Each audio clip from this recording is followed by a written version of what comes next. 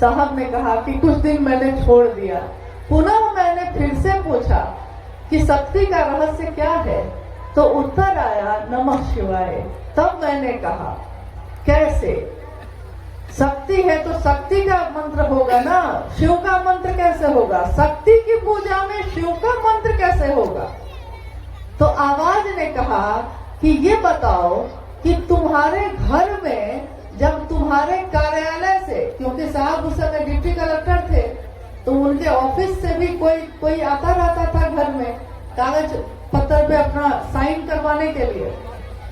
आवाज ने पूछा ये बताओ कि तुम्हारे घर में अगर कोई फाइल लेकर आता है, ऑफिस से आता है, कार्यालय से आता है और कागज लेकर आता है, तो तुम उसको सोफा पे बिठाते हो, खिलाते हो, या फिर सीधे खड़े खड़े वापस कर देते हो?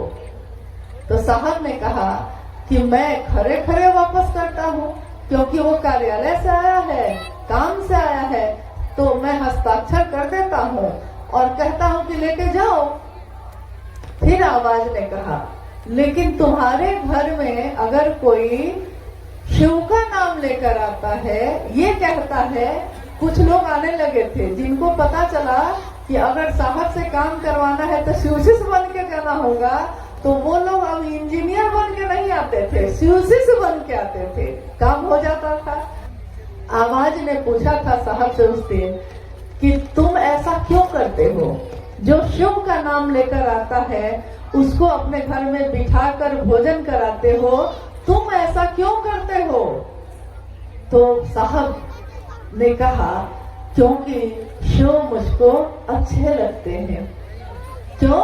क्योंकि शिव मुझको अच्छे लगते हैं। तो आवाज ने कहा तो बताओ भगवती को शिव कितने अच्छे लगते होंगे?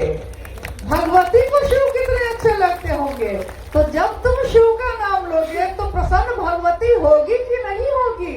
इसीलिए शक्ति का रहस्य नमः शिवाय है।